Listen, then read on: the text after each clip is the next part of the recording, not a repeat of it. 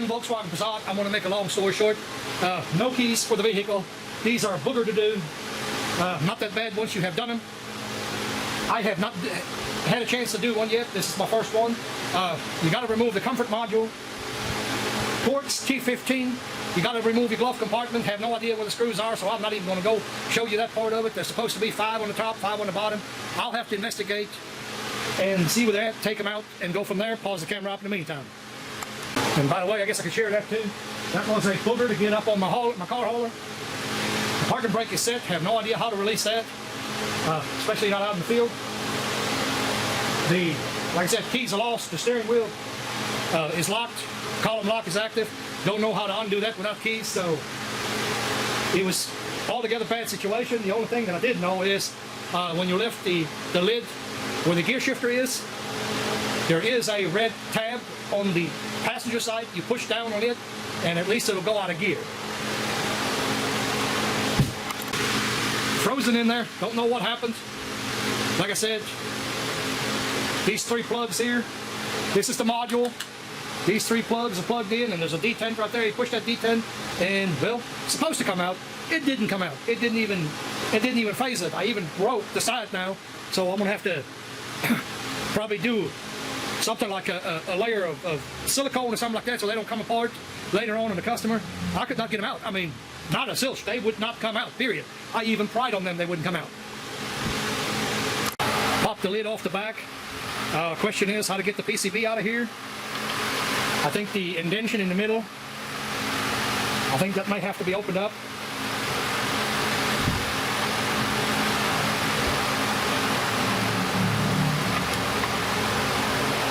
Yeah, it's friggin' hotter than hoochie out here, so I'm gonna have to do something about this before I mess with the electronics. We're gonna go in the air conditioning room and get the rest of it done. I'm not gonna do it out here in the shop. So, I hope this will work. I don't know if it will or not.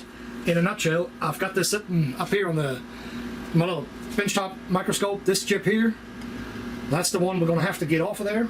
I'm not going to do it with the microscope. I'm just going to do it up here on the table. I just got it sitting there, and I looked at it through the microscope. That's the only reason. But anyway,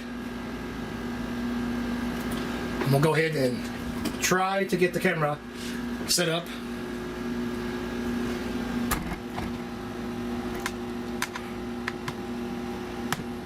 Now, I'm not going to say this is going to work. I'm not going to say it ain't going to work. All I can do is try.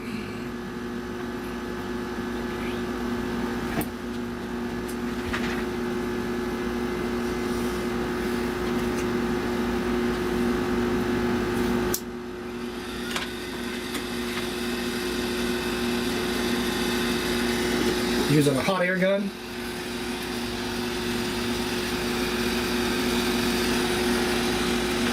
Definitely have to use some cheaters on that one.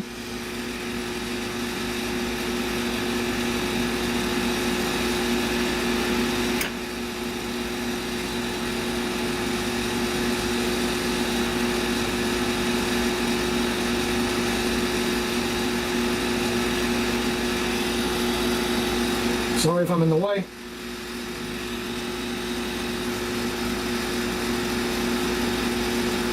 I'll have to boost it a little bit.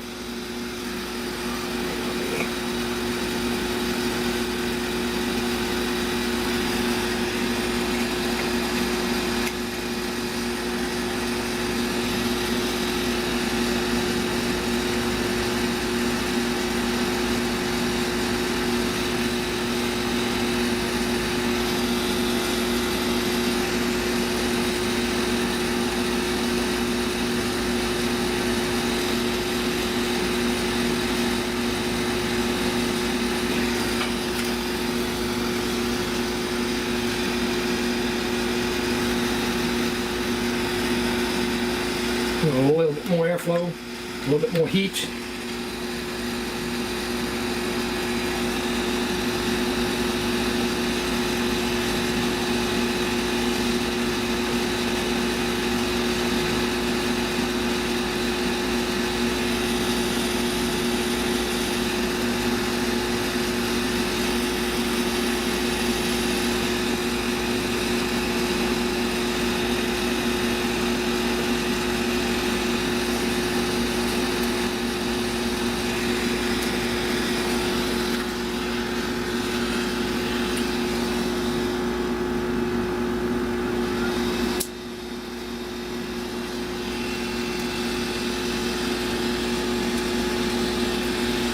I will be looking at it under the microscope, make sure there ain't no traces of solder. Let this thing here cool down for just a second.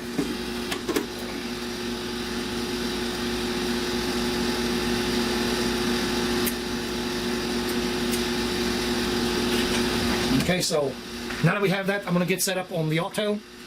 I'm going to pause the camera up again. I got to get ready for that. Okay, now, I hope y'all going to like that video. I know that's not going to be perfect. Well, for one, I'm not used to doing it, but either way. I'm going to use the auto. This is the adapter boards that come with it. You set the chip in there, but anyway, got the chip sitting in there, and we'll see if we can read anything. I will be trying to get into some screen recording software before you know it. For now, this is going to have to be good enough. Alright, so I've got it plugged in, charging the battery a little bit. Comfort module for the Passat, 48 key or 64, it's a 48.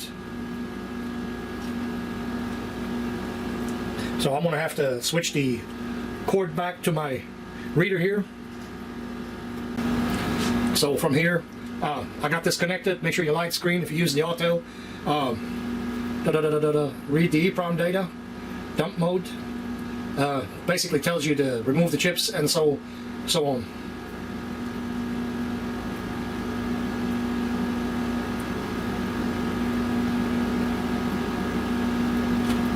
Lights flashing on the programming, well, you can see that.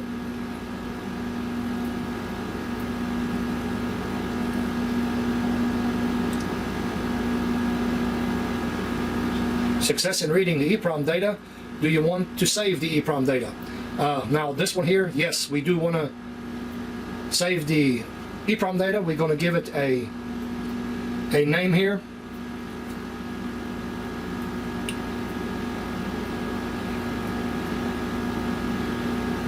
Let's see.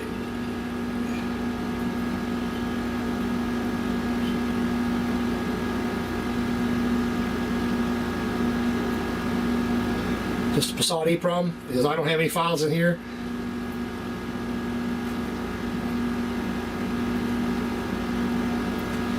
So there's our relevant information for it.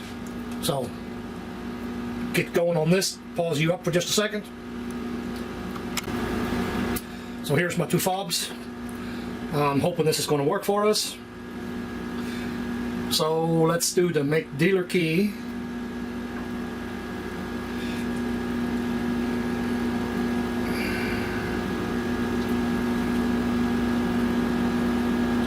Please don't unplug the USB cable. Firmware is upgrading. Well, please put a blank key in the programmer keyhole and then press OK to continue. So hopefully this will tell us, yay, we got it.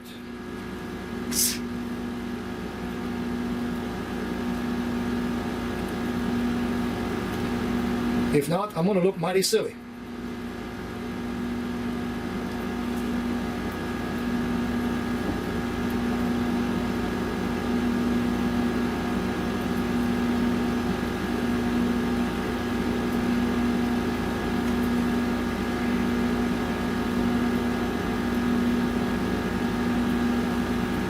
Make a dealer key success. We'll hit OK.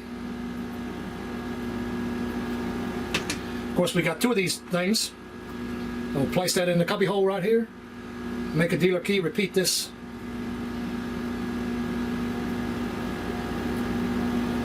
Repeat the old process. Of course, we're a long ways from home. I got to get the chip soldered back on there.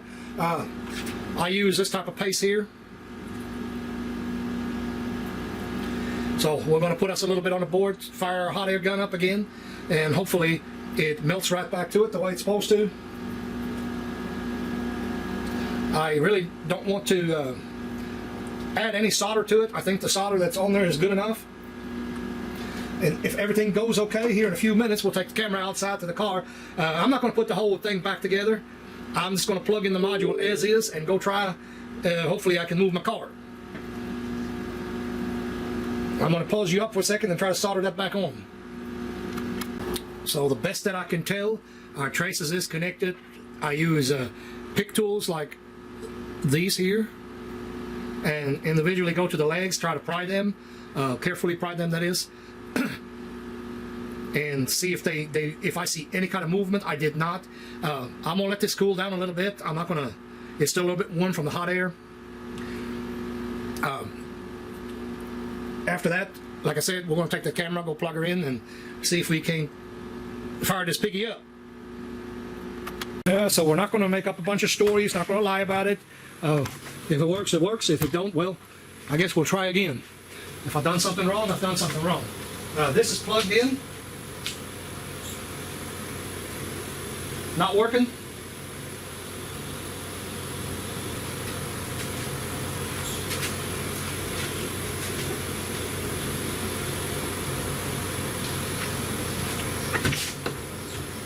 So I'm assuming that it's probably not going to work.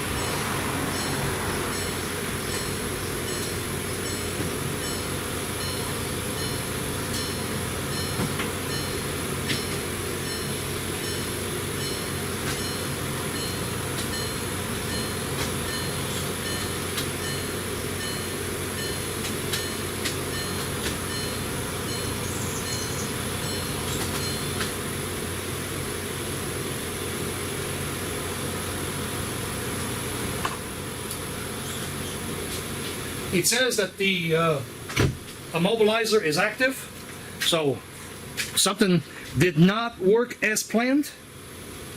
I would have really thought that this would work for us, but we'll go ahead and try again. So I think I'm going to try to salvage this video because I think it's kind of an interesting video. Once again, you have to kind of look. My eyes ain't that great, so I missed some odd and end things here, but this module right here, the convenience module, is encased, of course, easy to take apart once you open your eyes and you look.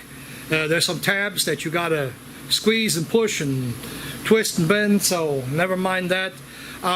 Initially, when I got in it and I did it, I actually did it wrong. I didn't verify the chip after I supposedly programmed it. It wasn't even programmed. The 2 keys that I tried to add to it never did take.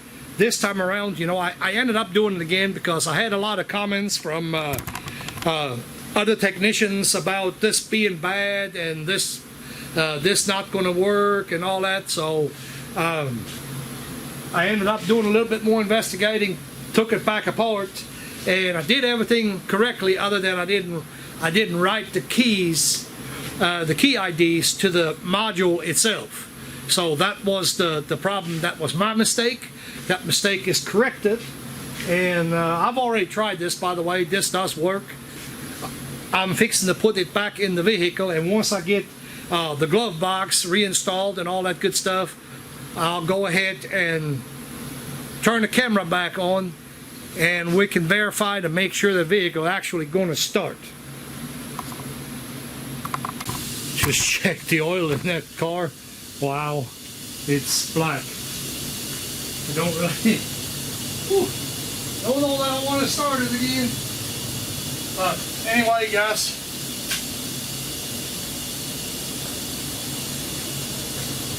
I've numbered my remotes. I still got to cut the keys, but I numbered my remotes earlier, 3 and 4, the ones that I added. Pray that this works. Now that everything is put back together.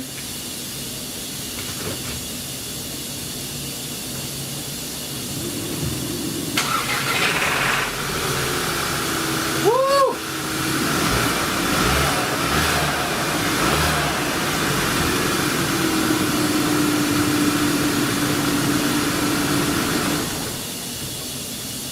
That's the number 3.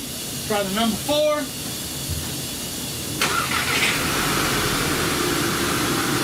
Said this was the number 3. This is the number 4 inside the ignition right now.